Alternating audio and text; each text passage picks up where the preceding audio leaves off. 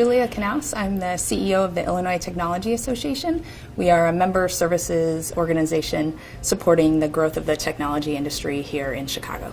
One that I'm experiencing right now is some staff turnover. So we are a small team, small but mighty. We have about 10 people on our team, and when we lose 2 or 3 of those people, it can create a lot of strain and stress on the organization from a cultural perspective and from a workload perspective.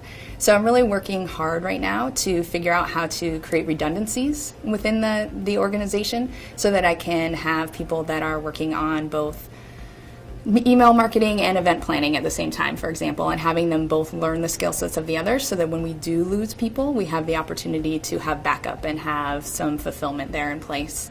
The other thing that I'm really working on right now to help alleviate some of that strain and the stress when we lose people is what we call graceful exits. I actually stole that terminology from one of our member companies, but it's something that I really, really believe in. I think it's important no matter what, especially for a small team, to be able to have the conversation and have a culture that enables people to come and address their manager and say, I'm starting to outgrow my role. You know, as a small team, we have limited upward mobility and kind of limited ability to move people laterally as well. So it's important that people, when they start to feel like they're outgrowing their roles, that they can have an open conversation about that. Helps them find their next right thing collaboratively with their manager, whether that's inside the organization or outside. It allows the organization more time to plan for their departure too. We are currently growing an area within the organization called Women Influence Chicago, and I'm really passionate about this. When I took over the CEO role about a year ago, I was asked by all the reporters in town, they kind of covered the transition of leadership of the organization, and I was asked what I was going to do about women in technology. So ITA had done for a number of years what we called Women in Tech Receptions. So we've gathered women together that were within the technology industry and let them network and have cocktails, that type of thing, but it didn't really have any teeth to it. So we created an advisory board of both men and women. We have about 12 people on the advisory board, and they run the gamut in terms of functional responsibilities. We have technologists on there, HR professionals, marketing professionals, but they all work for technology companies here in Chicago.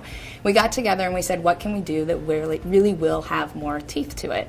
And identified kind of 3 key areas where ITA can be doing more to support diversity within the tech industry. So we're focused on pre-workforce, so how do we get more young women into STEM education in general. We have some projects and initiatives that we're working on in that space.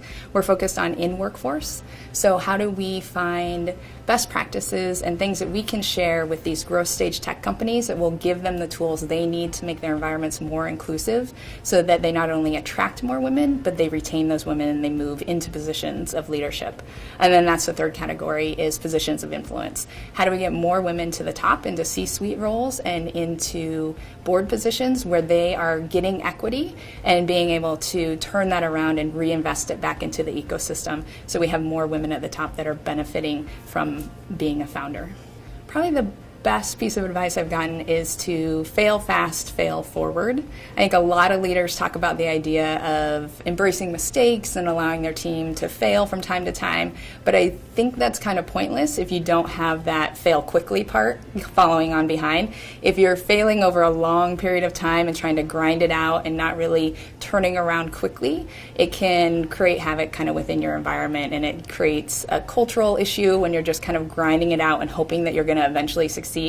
The best part for me in hearing that kind of fail fast mentality was that if it's not working, stop and turn it around. Don't be too proud to say this isn't working, this isn't the direction that we should go, and quickly turn that ship around. We're lucky at ITA to be a small team because we can be very entrepreneurial and very nimble. So we do a lot of trial and error. We try something, if it doesn't work, we pull it back and we learn from those lessons and move it forward. But I think it's the quickly part that's important in embracing kind of a culture of mistakes or a culture that allows for failure.